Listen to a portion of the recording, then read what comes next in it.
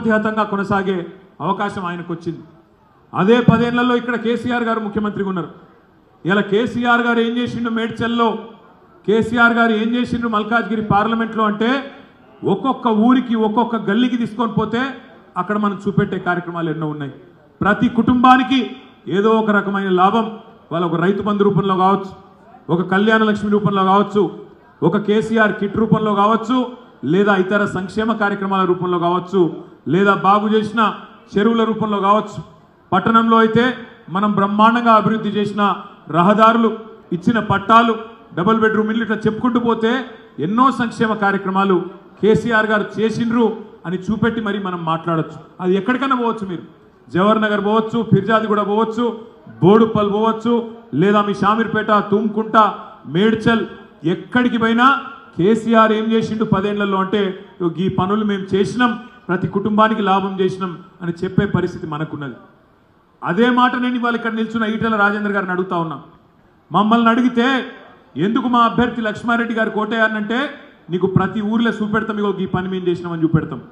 నీకు దమ్ముంటే, నీ భారతీయ జనతా పార్టీకి సత్తా ఉంటే ఈ 10 ఏళ్లలో నరేంద్ర మోడీ ప్రభుత్వం, బీజేపీ ప్రభుత్వం మా మల్కాజ్గిరి పార్లమెంట్కి ఏం చేసిందో చెప్పి ఓటు అడుగుమని చెప్పి నేను ఈటెల రాజేందర్ గారిని డిమాండ్ చేస్తా ఉన్నా. చెప్పుకునేందుకు ఏం లేదు, చెప్పుకునేందుకు ఏమి లేదు, చేసింది ఏం లేదు. ఇక్కడున్న కంటోన్మెంట్ రోడ్లు మనం అడిగినాం, 10 ఏళ్ళకెళ్ళి అడిగినాం. ఏమని? తూమ్కుంట నుంచి జూబ్లీ బస్టాండ్ దాకా స్కైవే కడతాం, ఈడ కండ్లకోయ నుంచి ప్యాట్నీ దాకా ఇంకొక స్కైవే కడతాం. వచ్చిపోయేటోళ్ళకి ఇబ్బంది అవుతుంది, మధ్యలో ఉండేటోళ్ళకి కూడా ఇబ్బంది అవుతుంది. రక్షణ భూములు ఒక 100 ఎకరాలు ఇవ్వమంటే 10 ఏళ్ళు సావగొట్టింది. ప్రధానమంత్రిని ఎన్నిసార్లు కలిసినా స్పందన లేదు. 5గురు కేంద్ర రక్షణ మంత్రులు కలిసినా స్పందన లేదు. ఆఖరికి మొన్న పోయిన ఆగస్టులో అక్కడ ఒక అధికారి, తెలుగు ఆయన, పాపం గిరిధర్ గారని, ఆయనను పట్టుకున్నాం. నేను ఆనాడు మంత్రిగా, నేను మా చీఫ్ సెక్రటరీ, ఆనాడు చీఫ్ సెక్రటరీ శాంతి కుమార్ గారు పోయి ఆ తెలుగు అధికారిని పట్టుకొని ఈ పైన వాళ్ళు ఎట్లాగ ఇయ్యారు, మీరన్న మెల్లగా ఎలక్షన్ టైంలో నువ్వుకి అవతల వాడినంటే ఆయన పుణ్యమా, ఆయన దయ, గిరిధర్ గారి దయాని మొన్న ఆర్డర్ బయటకు వచ్చింది. అంతేగాని బీజేపీ వల్ల కానీ కాంగ్రెస్ వల్ల కానీ ఏం జరగలేదు. కానీ గమ్మత్ ఏంటంటే రేవంత్ రెడ్డి గారి తత్వం ఎట్లుందంటే ఆయన మందికి పుట్టిన బిడ్డలు మా బిడ్డలు అని చెప్పుకునే బాపతు. ఎందుకంటే నాకు తెలియక ఒకటి అడుగుతా, రేవంత్ రెడ్డి గారు చెప్తాడు నేనే తెచ్చిన ఈ కాగితం, వచ్చిన 100 రోజుల్లోనే కాగితం నేనే తెచ్చిన అంటుండు. అయ్యా రేవంత్ రెడ్డి గారు, చెప్పుకునేందుకు సిగ్గు, ఇజ్జత్, మానం ఏదైనా ఉండాలి, కనీసం ఆలోచన ఉండాలి. ఒక ఫైలు కదిలి ప్రాసెస్ అయ్యి రావాలంటేనే నెలలు పడుతుంది. పోయిన ఆగస్టులోనే ఎప్పుడో పని అయిపోయింది. మధ్యలో ఎలక్షన్లు చుట్ల మరి ఆనాడు ఎలక్షన్ కోడ్ వల్ల కొద్దిగా ఆలస్యమైంది. ఈ ఎలక్షన్ నువ్వు కూడా అనుకోలే, మేము కూడా అనుకోలే మేము ఓడిపోతామని. ఆయన కూడా అనుకోలే, అసలు రేవంత్ రెడ్డి గారు కూడా గెలుస్తా అనుకోలే. చాలామందికి చెప్పుకున్నాడు వాళ్ళ దోస్తులకు, మనం ఇప్పట్లో గెలిచేది ఉందా, పీకేది ఉందా, 2028, 2029లో చూసుకుందాం అని కాంగ్రెస్ వాళ్ళకి చాలామందికి చెప్పుకున్నాడు. కానీ అదృష్టమైనది బాగుంది, తంత గారెల బుట్టలో పడ్డట్టు ఆయనతో వచ్చి ముఖ్యమంత్రి కుర్చీలో పడ్డాడు. కానీ అబద్ధాలు చెప్తాడు. బాధ ఎక్కడ అంటే అబద్ధాలు, పచ్చి అబద్ధాలు. నేనే తెచ్చినా అంటాడు.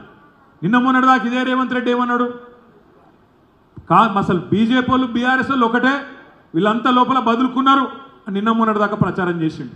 కానీ నిన్న మొన్న ఏం మాట్లాడుతున్నాడు, మళ్ళీ ఈ కాగితం తీసుకొచ్చి ఇగో కేసీఆర్ 10 ఏళ్ళకెళ్ళి బీజేపీతో పంచాయతీ పెట్టుకున్నాడు కాబట్టి వాళ్ళు ఇయ్యలేదు, నేనేమో మంచిగా పోయి అడిగినా అందుకే ఇచ్చినట్టుడు. రేవంత్ రెడ్డిని ఒక మాట మీద నిలవాడు. నిన్న మొన్నటి దాకానేమో బీఆర్ఎస్ బీజేపీ ఒకటే అంటివి, మేము లోపల దోస్తులు వంటివి. ఇయ్యాలనేమో బయటికి వచ్చి లేదు 10 ఏళ్ళు పంచాయతీ పెట్టుకున్నారు కాబట్టి వాళ్ళకి ఇయ్యలేదు, నేను పోయి మంచి మాటతో నడితే ఇచ్చినా అని చెప్పి డైలాగులు కొడుతున్నావు. వాస్తవం నీ ఆత్మ కూడా తెలుసు, పోయిన గవర్నమెంట్లో పని అయిపోయింది, నీకు మాత్రం కాగితం నీ చేతికి వచ్చింది. ఆ చేతికి వచ్చిన కాగితాన్ని పట్టుకొని ఇలా నోటికి వచ్చిన మాటలు మాట్లాడుతున్నావు. ఇంకొక ఉదాహరణ కూడా మీకు చెప్తాను నేను రేవంత్ రెడ్డి గారి అబద్ధాల గురించి. మన గవర్నమెంట్లో మనం 1,60,283 మంది పిల్లలకు మనం ప్రభుత్వ ఉద్యోగాలు ఇచ్చినాం 10 ఏళ్లలో. భారతదేశంలో ఏ ప్రభుత్వం ఇయ్యలే అన్ని ఉద్యోగాలు. కానీ చెప్పుకున్నట్లా మనం ఫెయిల్ అయినాం, పిల్లలకు సంజాయించుకున్నట్లా చెప్పుకున్నట్లా మనం ఫెయిల్ అయినాం. అందరికంటే ఉద్యోగాలు ఇచ్చినాం, కానీ అందరికంటే దొబ్బులు వాళ్ళతో మనమే తిన్నాం. అయ్యో ఏం ఉద్యోగాలు రాలేనట్టు. కానీ అలా రేవంత్ రెడ్డి చూడు కథ, ఎల్బీ స్టేడియంలో మీటింగ్ పెడతాడు. ఇగో చూసినావా, నేను ఇచ్చేసిన 30,000 కాగితాలు, 30,000 ఉద్యోగాలు ఇచ్చిన 3 నెలల్లో అని చెప్పి డైలాగులు కొడుతుండు. అన్న నాకు తెలియక అడుగుతా, పిల్లలు పుట్టాలంటే పెళ్లి కావాలి, సంసారం చేయాలి, అప్పుడే పిల్లలు పుడతారు కదనే. మరి నువ్వు వచ్చినాక ఇచ్చిన నోటిఫికేషన్లు ఎన్ని, నువ్వు వచ్చినాక పెట్టిన పరీక్షలు ఎన్ని, ఒక్కటి కూడా లేదు. అంటే కేసీఆర్ గారి ప్రభుత్వంలో పెట్టిన నోటిఫికేషన్లు, కేసీఆర్ గారి ప్రభుత్వంలో పెట్టిన పరీక్షలు, దాని ఫలితాలు నువ్విచ్చి ఇలా మందికి పుట్టిన బిడ్డలు మా బిడ్డలు అని చెప్పుకునే బాపతు ఈ కాంగ్రెస్ నాయకులు అనే మాట నేను విజ్ఞప్తి చేస్తున్నా. అయితే ఇది మీకు ప్రత్యేకంగా ఎందుకు చెప్తున్నా అంటే కాంగ్రెస్ వాళ్ళు పచ్చి మోసగాళ్ళు. 2 లక్షల ఉద్యోగాలు ఒకటే సంవత్సరంలో ఇస్తా అన్నాడు. మొదటి సంవత్సరంలోనే 2 లక్షల ఉద్యోగాలు ఇస్తా అన్నాడు రేవంత్ రెడ్డి గారు. తెలంగాణ పిల్లలు చైతన్యవంతులు, అమాయకులు కాదు.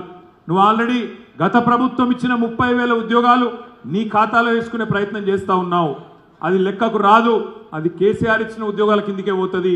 నువ్వు చెప్పిన 2 లక్షల ఉద్యోగాలు నువ్వే నోటిఫికేషన్లు ఇవ్వాలి, నువ్వే పరీక్షలు పెట్టాలి. ఒకటే సంవత్సరంలో 2 లక్షల ఉద్యోగాలు నీ ప్రభుత్వం మాట ఇచ్చినట్టు నిలుపుకోవాలని చెప్పి కూడా డిమాండ్ చేయవలసిన బాధ్యత మన మీద ఉన్నది. ఈటెల రాజేందర్ గారి గురించి కానీ బీజేపీ గురించి కానీ నేను మిమ్మల్ని ఆలోచించమని కోరేది ఒకటే. ఇవాళ 10 ఏళ్లలో మోడీ గారి ప్రభుత్వం, భారతీయ జనతా పార్టీ ప్రభుత్వం ఒక్క మల్కాజ్గిరికే కాదు తెలంగాణకు చేసింది కూడా గుండు సున్నా తప్ప ఏమీ లేదు.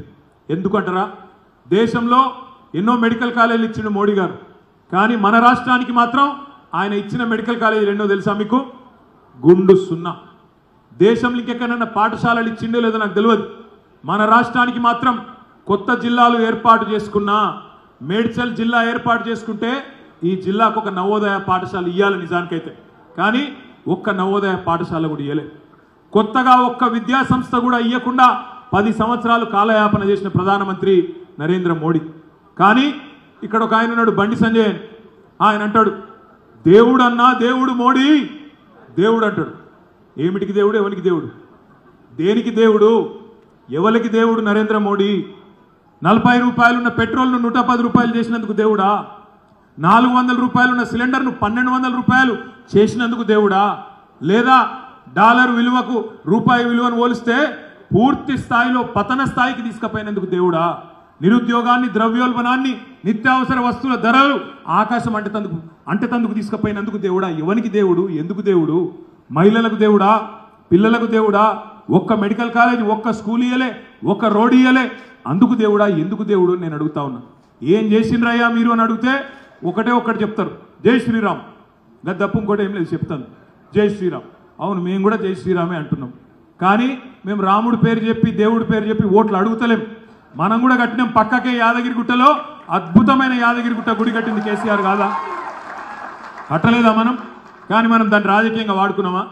అక్షింతలని, ఇంటింటికి బొమ్మలని డ్రామా చేసినామా? చేయలే. ఎందుకు? నిజమైన హిందువు, నిజమైన ధార్మికుడు ధర్మాన్ని ఆచరిస్తాడు. నిజమైన ధార్మికుడు, నిజమైన హిందువు దేవుణ్ణి అడ్డం పెట్టుకొని రాజకీయం చేయడు. కానీ ఇలా బీజేపీ వాళ్ళని గట్టిగా తిడదామంటే చిన్న బాధ ఉన్నది. ఏంది? ఇప్పుడు సాయంత్రం పూట మనకు ఎండాకాలము ఇళ్ళల్లో ఆ పురుగులు వస్తుంటాయి, 6:30 7 కొట్టగానే పురుగులు చాలా అవుతాయి. వానకాలం చాలా అయితే, ఎండాకాలం కూడా వస్తాయి ఆ దోమలు, ఆ పురుగులు. ఆ పురుగులను తినేందుకు బల్లి వస్తుంది. ఇక బల్లి రాగానే దాన్ని కొట్టేందుకు మన వాళ్ళు అటు ఇటు తిరుగుతుంటారు. ఆయనతో ఆ బల్లి పోయి దేవుని పటం మీద కూర్చున్నది అనుకో, మనం ఏమనం? ఎందుకు? దేవుడు ముడదామంటే భయం. బీజేపీ కథ కూడా కట్లే ఉంది. ఏమన్నా అంటే జై శ్రీరామ్. ఏం చేసినవరా అంటే జై శ్రీరామ్. గట్టిగా అందామంటే అగో దేవుని తిట్టినట్టు అవుతుందేమో అని భయం. మళ్ళీ సెంటిమెంటు. దయచేసి నేను మిమ్మల్ని ఒకటే అడుగుతా ఉన్నా, ఒకటే ఆలోచించమని కోరుతున్నా.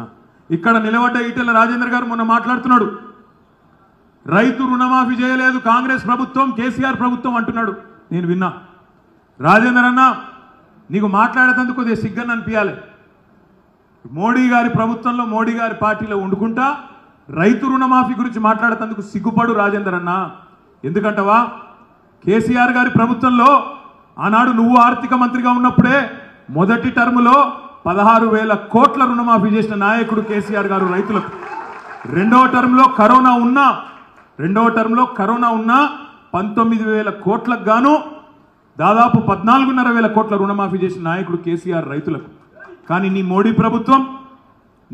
ప్రభుత్వం 10 ఏళ్లలో 14.5 లక్షల కోట్ల రుణమాఫీ చేసింది. ఎవరికి చేసింది? పెద్ద పెద్ద సేట్లకు, కార్పొరేట్లకు, పెద్దవాళ్లకు చేసిండు తప్ప నరేంద్ర మోడీ చిన్న వాళ్లకు రూపాయి సహాయం చేసిండా? గుండెమి చేసుకొని చెప్పమని చెప్పి ఈటెల రాజేందర్ గారు నేను అడుగుతా ఉన్నా. 14.5 లక్షల కోట్లు అదానీ లాంటి పెద్ద పెద్ద బాబులకు, కార్పొరేట్లకు వాళ్లకు చేసిండు తప్ప రైతులకేం చేసిండు నరేంద్ర మోడీ, సామాన్యులకేం చేసిండు నరేంద్ర మోడీ, పేదలకేం చేసిండు నరేంద్ర మోడీ చెప్పుమని చెప్పి నేను అడుగుతా ఉన్నా ఈటెల రాజేందర్ గారిని. ఏ ముఖం పెట్టుకొని అడుగుతారు ఓటు మీరు? కంటోన్మెంట్ల భూములు ఇయ్యరు, ఒక్క మెడికల్ కాలేజ్ ఇయ్యరు, ఒక్క కాలేజ్ ఇయ్యరు, ఒక్క పాఠశాల ఇయ్యరు, ఒక సైనిక్ స్కూల్ ఇయ్యరు, రాష్ట్రానికి